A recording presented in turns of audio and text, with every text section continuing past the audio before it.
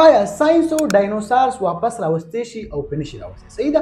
نو دې چې کوم جواب دی هغه به تاسو حیران کړي. لومړی په هغې کې دی که نه چې وټ هیپن ټو د ډاینوسارز، اصل کې ډاینوسار څنګه ختم شوي دي او په څه طریقې سره.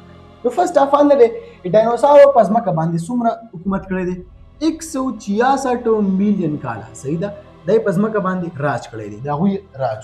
بیا نه دی، بیا 66 میلیون کاله مخکې څه وشو؟ د ځمکې سره یو غټ شهاب ثاقب کومه ټوکړه ده هغه وجنګېدله. چې کله دغه وجنګېدله نو په دې ځمکه باندې پیدا شو اورو، سونامي د سمندر لهنم سیوا پیدا شو او موسمونه بدل شو. نو په دغه وجه باندې څه وشو؟ په دغه وجه باندې پلانټس هم مړه شو. صحیح ده. زیاتره پلانټس مړه شو، بل د خوراک سیستم چې کوم دی هغه هم تباه شو. نو په اخره کې په دغه وجه باندې په دې افیکټ او د دې ماحول بدلو باره کې ډاینوسارز هم ختم شو. آیا ساينټیسټو د کلونینګ په ذریعه باندې ډاینوسار پیدا کولی شي او که نشي پیدا کولی؟ نو ګوره د کلونینګ لپاره ژوند د یوې نقشې لپاره ضرورت د ډي ان اے دی. د ډاینوسار چې کومه ډي ان اے ده هغه د کلونو مخکینۍ ده، هغه ډېره زیاته زړه شوې ده او کله چې ټیم تېرېږي نو ډي ان اے هم خرابېږي، ماتېږي. نو په دغه وجه باندې د ډاینوسار چې کومه ډي ان اے ده هغه ډېره زړه شوې ده او د هغې نه کلونینګ کول، بل ډاینوسار پیدا کول ناممکنه خبره ده. بل تر خبره ده جوریسیک پارک. جوریسیک پارک یو داسې فلم دی که نه چې په دې کې هغوی ډاینوسار جوړ کړی دی د کلونینګ په ذریعه باندې. اوس په دې کې هغه څه کړي هغوی، هغه کې چې کوم ساینټیسټ وو هغوی د یو ماشي نه څه اخیسته، یو بلډ اخیسته، د یو ماسکیټوز نه بلډ واخیستو او د هغې نه یو ډاینوسار جوړ کړو.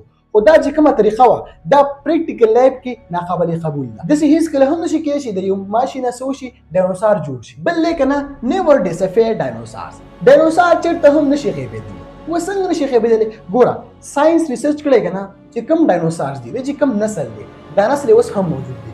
اوس د ډاینوسار نسل کم دی؟ مرغۍ چې کومې دي، کوم چې ماډرن برډز دي دا غون د ډاینوسار مطلب سره ریلیټیوز دي، د هغوی په رشته کې راځي، مطلب د هغوی سره ریلیشنشپ خامخا سره. نو په دغه وجه باندې ساینټیسټ وایي چې ډاینوسارز اوس هم موجود دي خو د برډز په شکل کې دي، د هغې په فارم کې دي. بلس که ساینټیسټو د کلونینګ په ذریعه باندې ډاینوسار جوړ هم کړي نو د هغې به څه اثرات دي؟ ګوره نننۍ زمانه او پخوانۍ زمانه ډېره زیاته چینج شوې ده، ډېره بدله ده. نن سبا عجیبه او بل سیستم دی. صحیح ده. فرض که اوس ډاینوسار پیدا هم شي نو هغه به زموږ ماحول خرابولی شي، هغې ته به نقصان هم وي او خطره به ورته هم وي. نو په دغه وجه باندې ډاینوسار کین ناټ بي ایگزسټنټ ناو. اوس اخري سوال دی چې آیا ډاینوسار پیدا کولی شي ساینټیسټ که نشي پیدا کولی؟ نو بالکل 100% شي پیدا کولی، خو د هغې نه به چینج وي، د هغې سره به میچنګ خوري، خو مطلب ایگزیکټ هغه ډاینوسار نه وي. د داسې انفارمیټیو ویډیوز لپاره زموږ چینل سبسکرایب کړئ او فالو هم کړئ. بل ویډیو کې نه ویږو. والسلام.